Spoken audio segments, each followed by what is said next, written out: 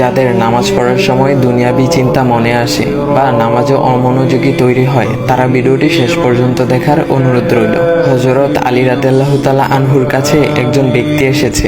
তখন লোকটা বলল, হুজুর, আমার নামাজে মন বসে না। নামাজে দাঁড়ালে আমার দুনিয়াবি নানা চিন্তা আসে। হুজুর, আমার এই নামাজ কি আল্লাহ তাআলা কবুল করবেন? তখন হযরত আলী রাদিয়াল্লাহু তাআলা আনহা বলেছেন, না, তোমার নামাজ কবুল হবে না। তখন লোকটা মনে অনেক কষ্ট নিয়ে চলে যাচ্ছেন। এমন সময় রাসূল সাল্লাল্লাহু আলাইহি ওয়াসাল্লাম এসে হযরত আলী রাদিয়াল্লাহু তাআলা আনহুকে জিজ্ঞাসা করলেন, ইয়া আলী, আপনার কাছে লোকটা কেন এসেছিল? এসে দেখি মন খারাপ করে চলে গেল। কেন, কি হয়েছে, আমাকে বলুন। তখন আলী রাদিয়াল্লাহু তাআলা আনহু বলেন, তিনি আমার কাছে জানতে এসেছেন যে নামাজে দুনিয়াবি চিন্তা আসলে নামাজ হবে কিনা।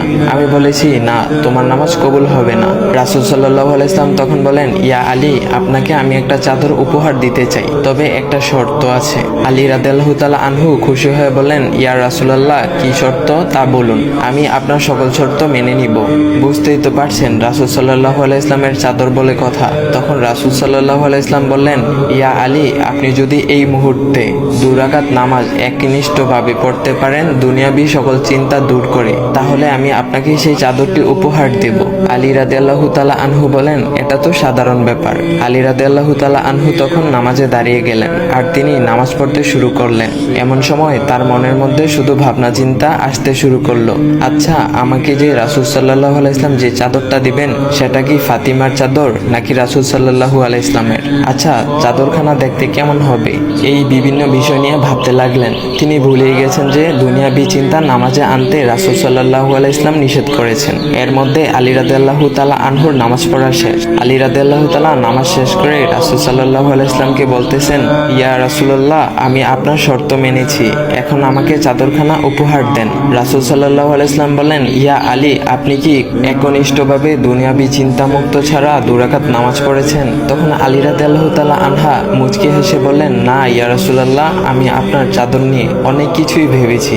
তখন রাসূল সাল্লাল্লাহু আলাইহি ওয়াসাল্লাম বলেন, ইয়া আলী, নামাজ তোমারও হয়েছে, আর তুমি যাকে নামাজ হবে না বলে ফতোয়া দিয়েছো, তার নামাজও আল্লাহ তাআলা কবুল করে নিয়েছেন। শোনো আলী, দুনিয়াবি চিন্তা দ্বারা নামাজ বাতিল হয় না, নামাজ মহান আল্লাহ তাআলা কবুল করে নেন। সকল ফরজ নিয়ম কানুন মেনে নামাজ পড়লে নামাজ হবে ইনশাল্লাহ। তবে আমাদের সকলের উচিত নামাজ আদায় করার সময় একমাত্র আল্লাহকে স্মরণ করে নামাজ আদায় করা। নামাজে দাঁড়ালে দুনিয়াবি চিন্তা মাথায় আসে, এটা শয়তানের একটা ফাঁদ। আল্লাহ তাআলা আমাদের সকলকে শয়তানের কুমন্ত্রণা থেকে হেফাজত রাখুক এবং সঠিকভাবে মনোযোগের সাথে নামাজ আদায় করার মতো তৌফিক দান করুক। সবাই বলি আমিন। চাইলে ভিডিওটা আপনি অন্যদের কাছে শেয়ার করতে পারেন, এতে অন্যদের ভুল ভ্রান্তিগুলো দূর হবে। তো গাইস, এমন ইসলামিক ভিডিও পাওয়ার জন্য ভাইয়ের আইডিটা ফলো করে দেওয়া যাও।